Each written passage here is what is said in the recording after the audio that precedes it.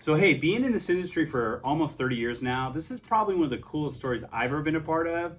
And just to think that I met this person for a matter of minutes 5 years ago is like, please listen to the story. It's the coolest story ever. Hey, my name's Matthew Ryan. I'm a Marine Corps veteran. I got out in 2019. I served 7 years. We started looking for a house back in April. First lender we ended up going to told us it would be fine, and we started walking our way through it. And actually, a good friend of mine was the one helping me. He was super optimistic about it all. We all were. We got our pre-approval, and we walked through looking for houses and stuff like that, and we found this house. And we were just like set. We're like, this is the house that we want.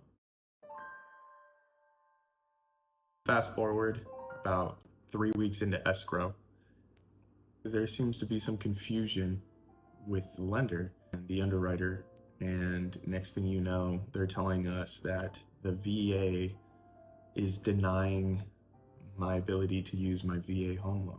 I had a late payment on a $88 truck tire payment, and it was a day late, and so it showed up as being a late payment, and they were saying that I would have to wait a year of showing good positive payments for me to be able to even be looked at as having good credit or even get a house. But I wrote actually a very grumpy letter and sent it to Congress because I didn't know who else to send it to. The lender that I had first gone through had basically told me no based on the VA lender handbook guidelines, and then try and push us into using an FHA loan. Come to find out, the guidelines are there, but the VA is very personable about being able to work with lenders. I tried to bring that to the attention of the first lender that, hey, the VA is lenient about these things. We just have to provide, reasonable explanation. This is where the problems all get solved. I immediately called my dad, and he said he knew somebody that could help. We got the number for Kerry. Kerry called me within, I'd say maybe 15 minutes after we got off the phone.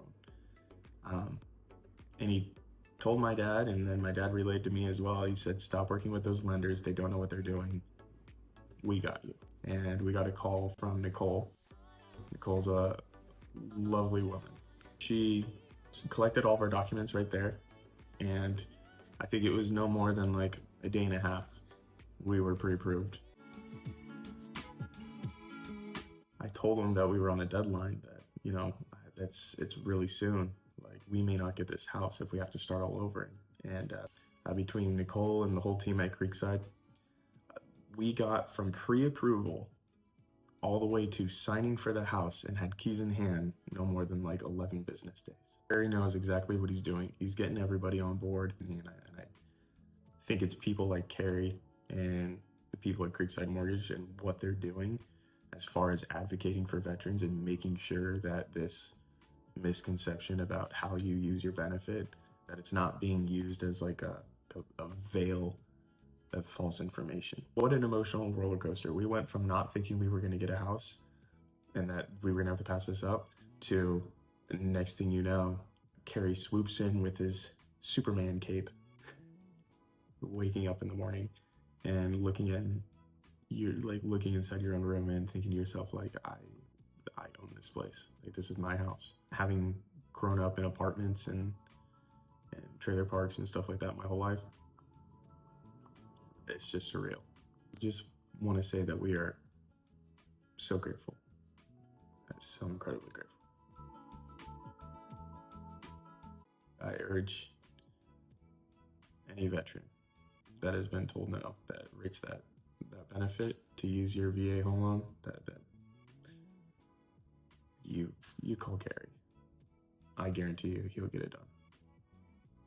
So taking a second and breaking all this down and kind of going through the details of it. So if you would have went FHA, putting 3.5% down was silly. Getting a gift money from dad to go through and do that, but that's, that extra funds to go through and do. He would have had mortgage insurance on this loan, which right then and there, we don't have it with VA. There would be no MI.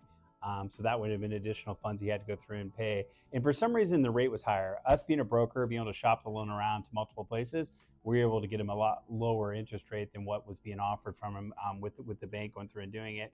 And the bottom line, he basically is just saving $410 a month by going through and doing this VA versus FHA because of that MI, the rate, and just all the other factors involved. So that $410 is significant, obviously saving that over the duration of the loan. And just someone that pushes someone or says, you know, hey, VA won't do this or VA doesn't offer it, was probably the highlight of everything that really upset me the most.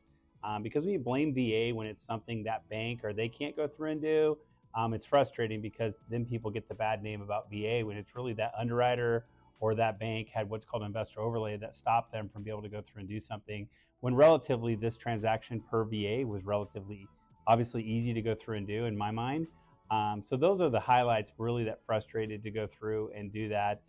Just having a veteran persuaded or pushed to go through and do a wrong type of program that fit for them, it just, you know, angers me inside. So I'm glad I'm able to relay this story to everybody. I hope it makes sense, and always question it if something doesn't sound right or someone's trying to take your benefits away from you. You know, question that and go through and challenge that always. And that's what he did, and that's why he was able to get the results he was. So I'm happy for him more than anything. So thanks.